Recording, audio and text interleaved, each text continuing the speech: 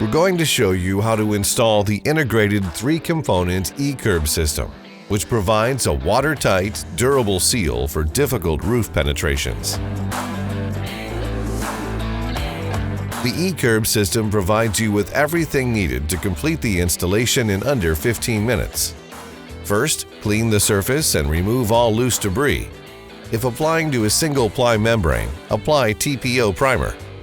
Next, seal the base of each penetration with M1. Then apply a coat of M1 to the penetrations a minimum of 3 inches above the roof line. Hold the E-curb flat side up and apply a 1/4-inch bead of M1 to the entire bottom perimeter. Apply only 1 additional 1/4-inch bead of M1 down the center of the base.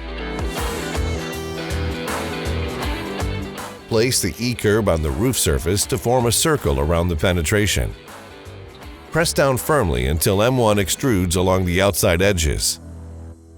Apply a bead of M1 around the outside base of the placed E-curb and tool to a smooth finish. Last, seal the cross seams on the base with M1. Again, tool smooth.